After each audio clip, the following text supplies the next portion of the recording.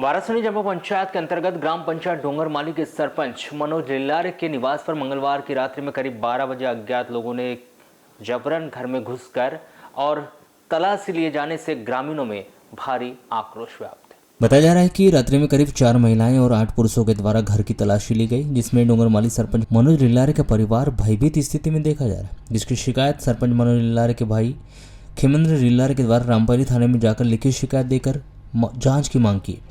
प्राप्त जानकारी के अनुसार 28 फरवरी की रात्रि लगभग 12 बजे 3 गाड़ियों में 4 महिलाएं और 8 पुरुषों की टीम डोंगरमाली सरपंच मनोज लिल्लारे के भाई खेमेंद्र लिल्लारे के मकान में घुसी और घर की तलाशी लेने लगे। इस दौरान खेमेंद्र लिल्लारे के परिजन ग्राम के ही पूर्व सरपंच अशोक लिल्लारे के यहाँ शादी के कार्यक्रम में गए हुए थे और घर में खेमेंद्र लिल्लारे की पत्नी शीला लिल्लारे अकेली थी। घर में घुसे और घर की तलाशी लेने लगे। पूछताछ करने पर उन्होंने कहा कि हम अपना काम कर रहे हैं, आप चुप रहो। इसी बीच पड़ोसी व अन्य ग्रामीणजन आने लगे तो वह जल्दी चलो कहकर वहां से चले गए। इसकी जानकारी शीला लिल्लारे के द्वारा परिजनों को दी गई और परिजन घर वापस आए। इस दौरान वहां अनेक ग्रामीणजनों की भीड़ लग गई और कुछ गाड़ियों से आए महिलाएं और पुरुष वहां से फरार हो गए। जी, मैं सोई हुई थी, रात के 12:30 बज रहे थे और तो एकदम घर के अंदर बहुत पुलिस वगैरह आई, बहुत सारी थी और मैंने तो देखी भी नहीं कि कितनी थी, मगर बहुत 3 जीप थी सब। और वो लोग आए, उनको दरवाज़ा खोलने बोले, मैंने खोली। मैंने पूछा कौन है ऐसी भी पूछी तो बोले खोलो दरवाज़ा। मैंने खोली दरवाज़ा तो वो लोग एकदम घर के अंदर घुसे। कोई पाटन में गए, सामान वामान ढूंढने लगे, कोई घर के अंदर पेटी बेटी सब चीज़ खोल के देखने लगे। और फिर मैंने बोली आपको यानी आप कौन है तो काय के लिए आए हो ऐसे पूछी मैंने। तो उन्होंने बोला कि हम अपना काम कर रहे हैं, आप चुप रहो।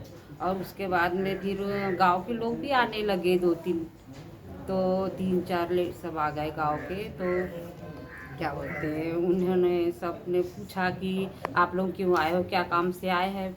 गाँव वालों ने पूछा तो वो लोगों ने बोले हम अपना काम कर रहे हैं। और जल्दी से वो लोग दूसरे जो यानी ढूंढ रहे थे घर का सामान, उनको बोला जल्दी चलो ऐसा बोलने लगे। फेंको सब सामान देखना और जल्दी से निकल गए। कितने बजे की घटना है ये? 12:30 बज रहे थे रात के। घर में रात में मैं पेशाब आया था, मेरे को मेरी बेसकड़ के सामने इनकी जीप खड़ी थी और बंद हुई तो मैंने क्या क्यों जीप खड़ी है कह के मैं गली पर आया।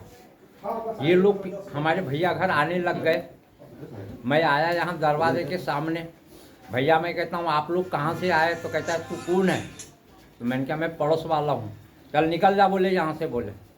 उसके बाद में मैं फिर खड़ा ही रहा, अरे निकलना बोले तू बोले। तब मैं ये इधर आके खड़ा रह गया और बस वो सब अंदर से निकले और फिर लाइन से फिर जाने लगे। कितने लोग थे उन लोग? वो 8-10 रहे होंगे। कौन थे वो लोग? मैं उतना नहीं पहचानता। महिलाएं भी थी उसमें कुछ? हाँ, कितनी? दो दिखी। दो दिखी महिला। तो वो घर के अंदर घुसे आपके सामने? घर के अंदर घुसे थे। एक महिला और 2-4 दरोगा पुलिस वो अंदर थे, 2-3 यहाँ थे, एक बाई भी थी यहाँ पर। मेरी बहू से बात कर रहे थे वो। मैं आया तो वो मेरी बहू थी। तू कल रात्रि लगभग 12:10 की बात है। ग्राम डोंगरमाली में कुछ गाड़ियाँ आई, 3 गाड़ी हमारे घर पे आकर के खड़ी हुई और खड़ी होने के बाद में घर में कुछ लोग अंदर घुस गए। आने के बाद में हमारे घर पे कोई जाने कहने का मतलब सब शादी गए थे, महिला लोग थी, बस हो गया। बच्चे लोग पीछे रिसेप्शन चल रहा था।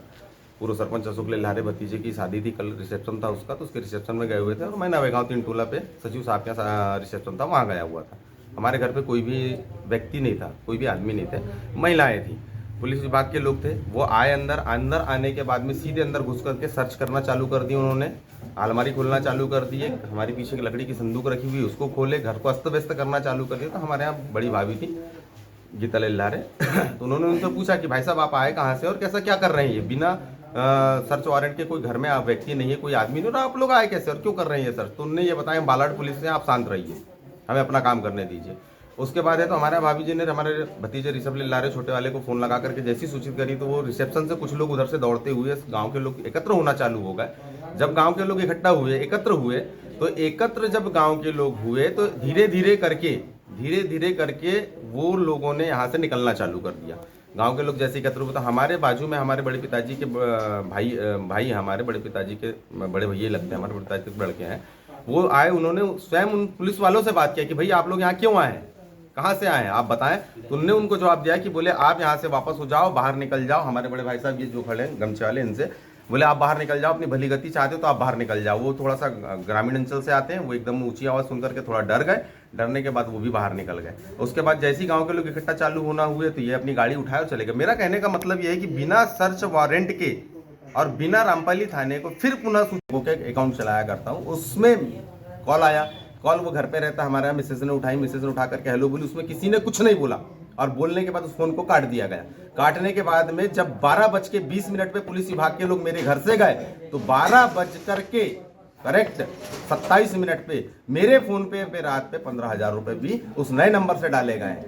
इसकी जानकारी कौन देगा, इस विषय को बताएगा कौन? तो ये मेरे साथ ऐसा क्यों किया जा रहा है? हर समय हर वक्त मेरे घर पे बिना नोटिस दिए, बिना पूछताछ किए, बिना थाने को सूचित किए, बगैर कोई सर्च वारंट के पुलिस मेरे घर में क्यों आ जाती है? और रात में 12 बजे पुलिस के पास अधिकार है किसी के घर में अंदर आने का। मेरे घर में अंदर आकर के मेरे गांव के 50 से 60 लोगों ने उनको यहाँ से निकलती हुए देखे। हमारे 5 से 7 लोगों ने उन पुलिस वालों से बात की, जब जाकर के वो पुलिस वाले यहाँ से निकलना चालू कर दिए डर के मारे। अरे आपको डर नहीं था, आपके पास सर्च वारंट था तो आपने यहाँ बैठना था, सारी घटनाक्रम बताना था। और आखिरी में मेरे कहने का मतलब ये है कि घर में रात में 12 बजे आने की आपको अनुमति किसने दिया?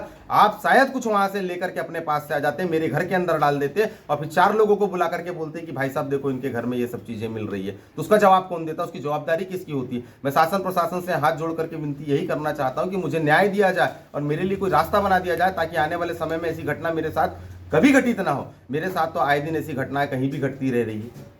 क्या लगता है आपको, ये सब क्यों किया जा रहा है? अब ये सब क्यों किया जा रहा है मुझे तो ये शायद मालूम नहीं क्यों किया जा रहा है। भाई किसी को आपसी रंजिश होगी, किसी को आपसी दुश्मनी होगी या राजनीतिक दुश्मनी होगी, क्या है मुझे ये तो समझ में नहीं आ रहा। जब से मैं राजनीति स्तर पर कदम रखा है तब से मेरे साथ ये घटनाएं घटते रही।